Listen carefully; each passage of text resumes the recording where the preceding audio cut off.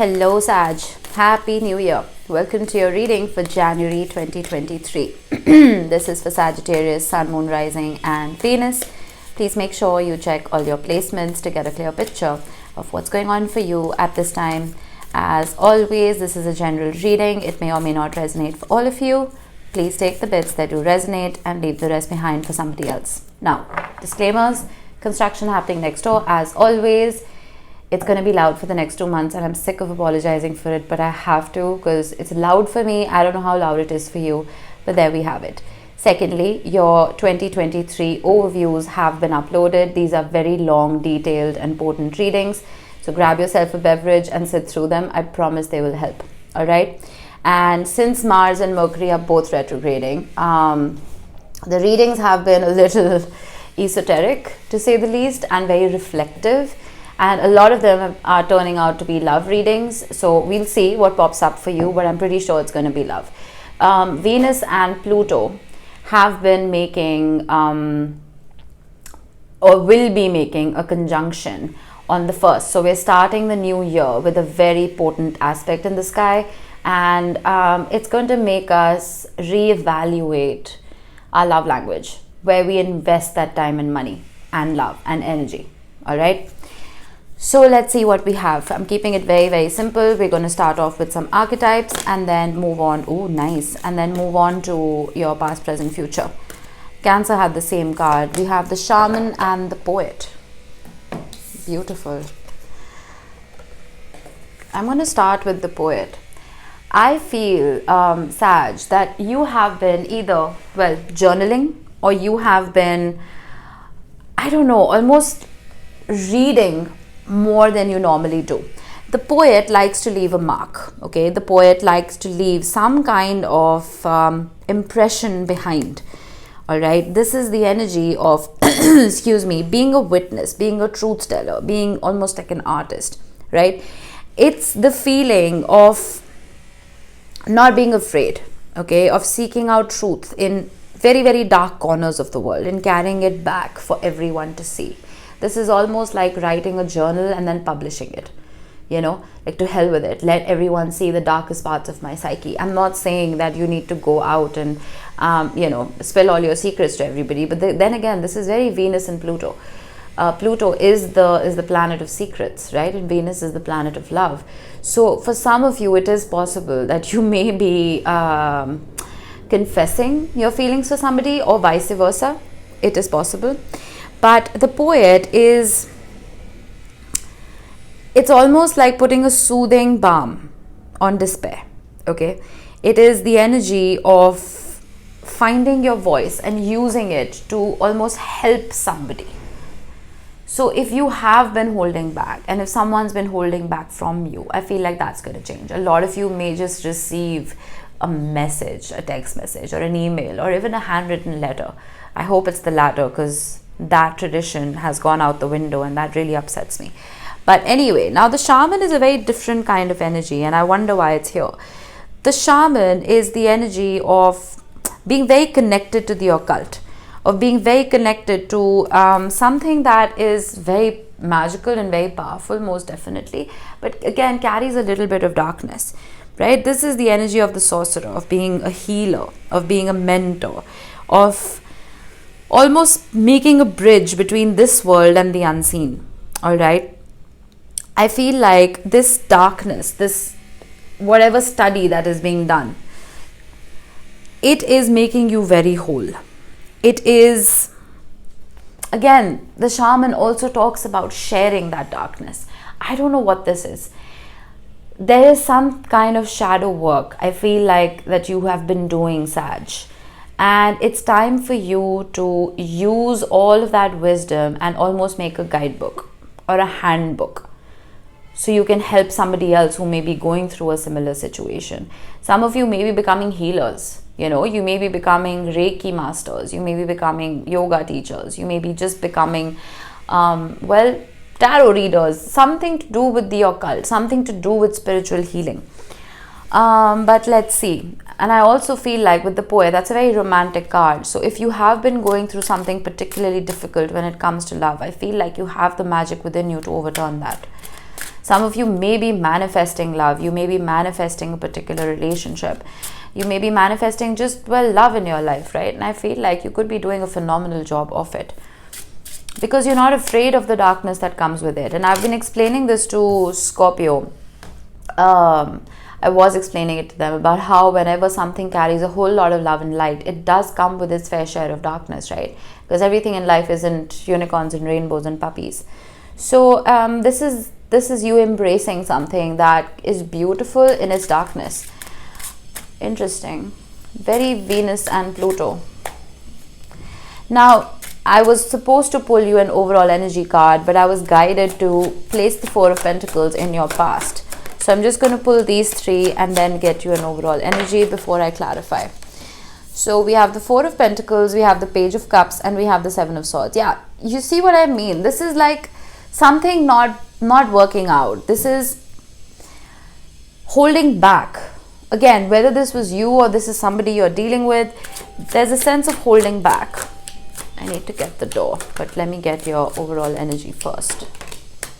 The Fool. I love it. Beautiful energy. Sorry about that. My dogs went nuts. So, all right. Now you see that. That's light. That's a whole lot of light. And I feel like in the past there was a whole lot of darkness right here. With the Page of Cups, it is possible. We have the Four of Cups at the bottom with the Nine of Swords and the Chariot.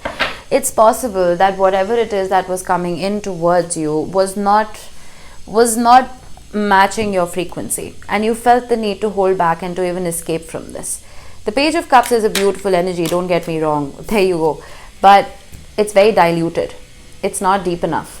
We have the King of Wands and we have the Four of Cups. For some of you, Four of Pentacles and the Four of Cups, that's a whole lot of holding back.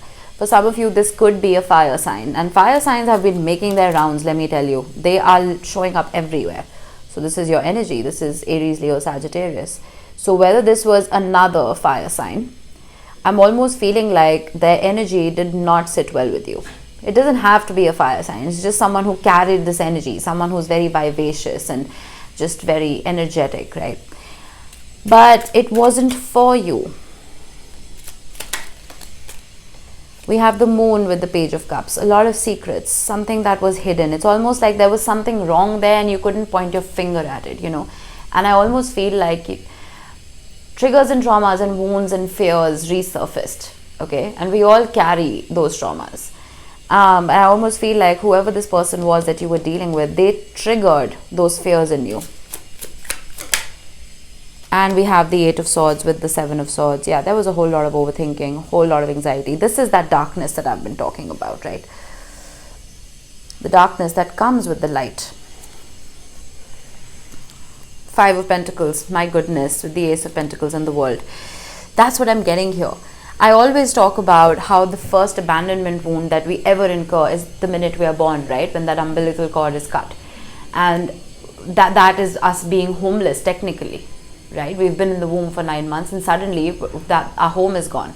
You know, I'm getting a little dark here, but we need to understand this. So every time someone leaves us, you know, whether it's in love or a family member, whatever, that wound is triggered. Someone triggered that wound in you. I'm not saying that this is somebody who left. I almost feel like they came about with a certain potential and they didn't live up to that. Let's clarify the Fool. I want to know why this is here before I pull your present. We have the Three of Wands. You're setting your sights to a newer horizon. You're setting your sights to something that will sit well with you. It's almost like you thought that your ship was one particular color, but you're completely changing that. You're like, no, I don't want a blue ship. I suddenly want a white ship. So your manifestation is changing to an extent. Let's see what's in the present. Whoop, crazy flip. All right, we have the Four of Swords. Oh wow, we have the Knight of Cups and we have the Seven of Cups. Why I'm laughing is because we have the Page of Cups to the Knight of Cups. So, and then we have two fours right here and two sevens right here. Sag, that's very interesting. 4 and 7 may be of significance, whether they are birth dates or age differences, or it could be April and July, sorry, I still have to count on my fingers. April and July could be significant somehow. But I feel like you saying no and detaching yourself from this energy, whatever it is, because it's not sitting well with you, is almost pushing this person to elevate. So this person is going from the page to the knight, that all right, this offer wasn't good enough for you, all right, let me step it up a little bit, you know. And with the 7 of Cups, I feel like it's really putting you in your head. We have the moon again with the 4 of Wands and the 10 of Pentacles. I feel like whoever this is, they don't want you to leave. You're planning to, you want to, I feel, because a part of you may have given up on this, but whoever this is not letting you leave. The 2 of Swords. Yeah, you see, so when we're healing from something, right, there's a particular destination that we have in mind, and most of the time that destination is freedom, being free from whatever it is that we are trying to heal from, right? But I feel like this person's putting a wrench in the works. They're not letting you heal, they're not letting you move on. What is this? The Devil. Yeah, I thought so. Some of you may be dealing with a Capricorn. But the Devil is being bound, being chained to someone. The Devil is not always a bad energy, all right? This could just be a soul tie. This could just be a soul contract that you have with somebody. And those soul contracts usually are the ones that trigger this need to heal. I don't know who this is, but why is the 7 of Cups here, the 2 of Pentacles? I'm almost feeling like Page of Swords, King of Pentacles, Page of Cups, the Queen of Wands, the Hermit. This person is not letting you move on. You remember I said with the Shaman and the Poet, you have been manifesting a true love, right? You have been manifesting something. But I almost feel like the minute you try and manifest a new beginning for yourself and try to change the color of your ship, this person comes back in and says, oh, I'm not a blue ship anymore, I'm a white ship. I'm exactly what you need. Whether this is happening in the 3D or it's just happening energetically, I feel like there's a cord right here that is refusing to get cut. For some of you, it could be a twin flame, which is why we're seeing 7 and 4, because it makes 11. Okay, something flipped. Beautiful. For the future, we have the Ace of Cups. I'm going to name Scorpio's reading your flavor of darkness. I think this is your flavor of light. We have the Ace of Cups with the King of Wands. We have the King of Wands right here. So this person is not leaving. It's showing up again and again and again. And the World. Beautiful. Beautiful way to end the reading. Bottom of the deck, we have the High Priestess, 6 of Pentacles, Ace of Swords, and the Emperor. Aries energy with the Wheel of Fortune. There's some kind of epiphany. There's some kind of aha moment that is coming from all of this healing and reflection. I'm curious, why is the Ace of Cups here? The 4 of Pentacles again. I need one more. Sag, you're being very stubborn. The 2 of Cups. You know that this could bring you joy. I literally said joy and the sun showed up. Oh my goodness, this is insane. I'm not saying fall in love with potential. Okay, I'm not saying that. I'm saying don't hold back so much. Give this a little bit of time. We're all on our own healing journeys, right? We're all on different timelines. You may have elevated and ascended much faster than whoever this is, but give them some time to get out of this devilish energy. I'm not saying compromise. I'm not saying wait. I'm not saying put your life on hold. Move on with your life, of course. But I feel like whoever this person is has the capacity to transform. The 2 of Cups is 2 Aces of Cups. They're 2 equal cups of love that are mingled together to form the perfect union. I prefer the 2 of Cups to the Lovers or even the 10 of Cups, because this is 2 people being on the same frequency. Whoever this is can bring you a whole lot of joy. I just feel like they need a little bit of training. King of Wands to the King of Swords. I need one more here. The Queen of Swords. Wow. That's a divine match. I feel like this person may be mirroring you. They may have realized that you've been doing a whole lot of healing, you've been building boundaries around yourself, and you've been protecting yourself, and there's a sense of self-preservation that's been happening here. I almost feel like this is tempting the other person to not build boundaries, but to elevate as well, to start matching your frequency. Because I almost feel like this King of Wands was not accepted in the past, right? So there's a realization that I don't need to be the King of Wands right now. I need to be the King or the Queen of Swords. No gender in tarot. I need to be more logical. I need to be more practical. I can't approach everything with passion and energy and vitality. I need to start looking good on paper as well. Does that make sense? Why is the world here? There's a lot of people in your reading. We have the King of Pentacles. I need one more. And the 10 of Wands. Yeah, there's an elevation. The 10, every 10 in the tarot for me is, we have the Chariot at the bottom of the deck with the Knight of Swords, the Hanged Man, and the 10 of Pentacles, and the Knight of Cups. Every 10 in the tarot for me is a graduation, because it resets to an ace. I feel that whoever this person is that you are dealing with, they are working incredibly hard to elevate themselves so they can match you. The King of Pentacles is my favorite king, okay? Because the King of Pentacles is generous, hardworking, practical, stable, comes about with the Ace of Pentacles, which is the most stable ace, right? Give this a little bit of time to grow.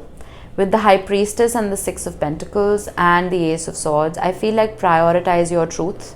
Make sure you're not settling for any crumbs. Make sure you know your worth and make sure you stick to that worth. Because once you do that, you start operating from a place of not just self-preservation, but self-love. And when you are operating from a place of self-love with the Chariot, you will see movement. And you will see energies that suit you coming into your frequency. And not energies that you need to keep holding back from.